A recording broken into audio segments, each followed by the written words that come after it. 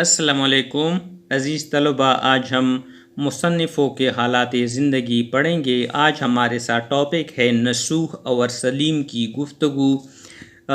Deputy Nazir Ahmad کی حالات زندگی کے بارے میں پڑھیں گے۔ تاریخی پیدائش 1831 تا 1912 فوت ہوئی۔ مصنف کے حالات زندگی: مولوی نذیر احمد ضلع بنجور بھارت میں پیدا ہوئے۔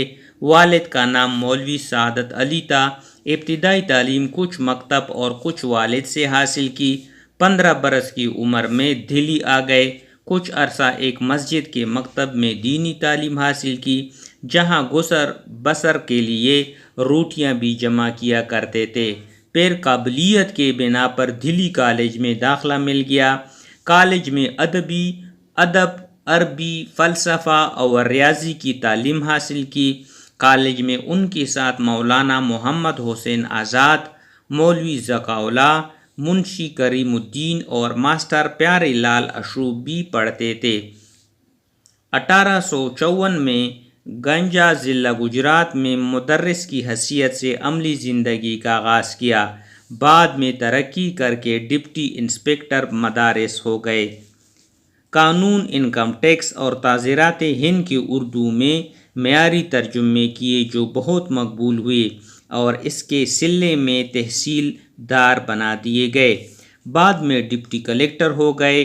کچھ عرصہ بعد حیدرآباد دکن بلائے گئے، جہاں ترقی کرتے ہوئے ممبر بورڈ آف ریونیو ہو گئے۔ ریٹائر ہونے پر دلی واپس آ گئے اور بقیہ عمر علمی اور ادبی مشاغل میں بسر کی۔ ان کی علمی و ادبی خدمات کے سلسلے میں ایڈنبرا یونیورسٹی نے LL.D اور پنجاب یونیورسٹی نے D.Litt کی ڈگریاں دی۔ گورنمنٹ سے شمس العلماء اور خان بہادر کے خطاب پائے۔ عمر برسر سید احمد خان کی رفیق اور معاون رہے اور تحریک علی گڑھ کو اپنی شبانہ روز کوششوں سے کامیاب کرایا۔ نذیر احمد اردو کے پہلے ناول نگار ہیں۔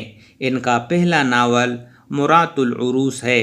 انہوں نے اصلاح قوم کا بیڑا اٹھایا اور ناولوں سے معاشرتی اصلاح کا کام لیا۔ ان کی زبان و بیان کی نمایاں خوبی یہ ہے کہ وہ علمی بھی ہے اور عوام بھی۔